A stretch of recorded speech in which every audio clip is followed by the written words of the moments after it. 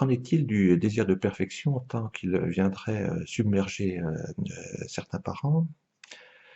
Alors c'est une question intéressante, alors qu'on pourrait aborder par plusieurs bouts.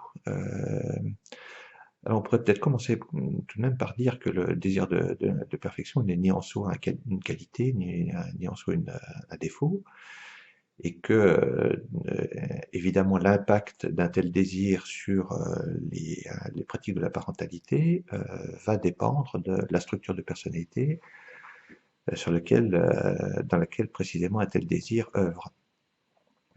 Alors, en pensant à cette question, me vient la comparaison qu'on pourrait faire au fond entre deux artistes, deux maîtres, alors qu'ils ne sont pas des artistes contemporains, ce sont des artistes du Quattrocento.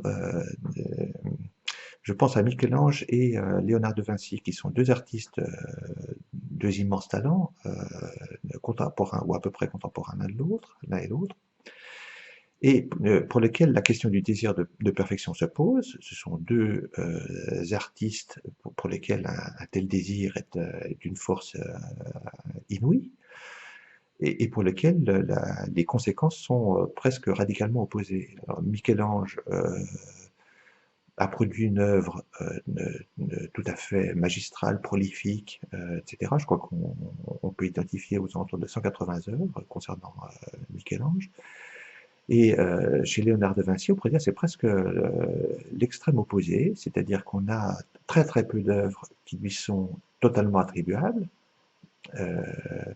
et parmi les œuvres totalement attribuables, en termes de quantité, on dépasse guère une vingtaine, en fait, 180 d'un côté et 20 de l'autre. Alors c'est très précisément la question du désir de perfection en tant qu'il s'inscrit dans un mode de fonctionnement psychique particulier, très différent entre Léonard de Vinci et Michel-Ange, très probablement. Donc ce qui est vrai pour ces artistes est vrai aussi pour les parents pris un à un. Pour certains, le désir de perfection produira des effets non problématiques, et puis pour d'autres parents, au contraire, des effets dont on peut imaginer qu'ils ne sont pas sans conséquence sur la relation entre parents et enfants.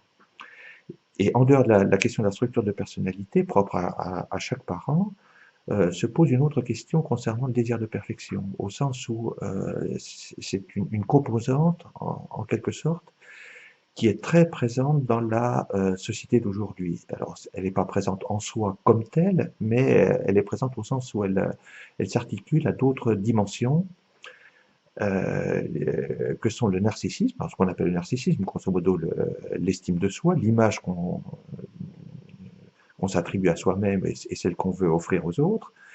Et puis d'autre part, une autre composante présente dans cette société, alors qu'on appelle postmoderne, pour dire l'ère dans laquelle nous vivons aujourd'hui, qui produit des bouleversements tout à fait considérables dans la société, sur le plan sociologique, mais pas seulement, sur le plan psychologique également. On en voit des effets extrêmement importants concernant l'évolution des pathologies, des problématiques qu'on rencontre en consultation. Et alors sans être du côté du pathologique, en restant simplement dans le registre du commun, en quelque sorte, eh bien cette question du désir de perfection, elle vient à être interrogée par ces deux composantes que sont donc le narcissisme et la question de la temporalité psychique, de l'évolution de la temporalité psychique. Alors, la question du narcissisme et donc de l'estime de soi, alors si on l'articule à la question du désir de perfection, on pourrait dire que certains parents voudraient que leur enfant soit conforme à l'idée qu'ils se font de ce que devrait être leur enfant idéalement, en quelque sorte.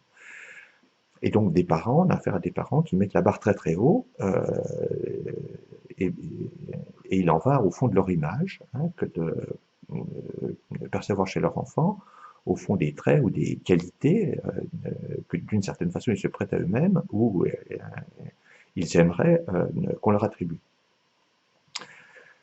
Et puis d'autre part, se pose la question alors on pourrait dire précisément de la construction et de ce qui fait nouveauté probablement dans la société d'aujourd'hui, c'est la question du sans délai. C'est-à-dire que les changements qu'on attend chez un enfant devraient se faire sans délai, au fond.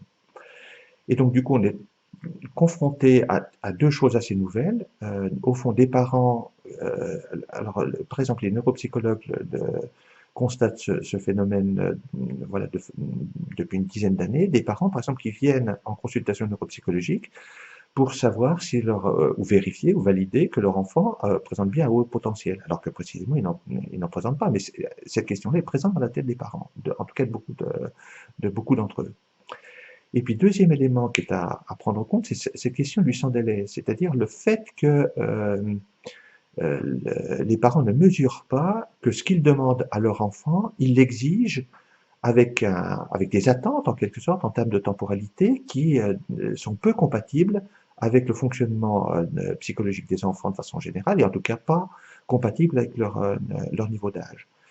Et ces attentes très élevées, en quelque sorte, présentées par les parents au regard de leur enfant, génèrent très souvent des boucles rétroactives négatives, hein, c'est-à-dire que des parents se montrent un peu déçus par leur enfant, la déception perçue par l'enfant le met davantage en difficulté, qui augmente la déception des parents, et ainsi de suite, hein, on a fait un cercle vicieux.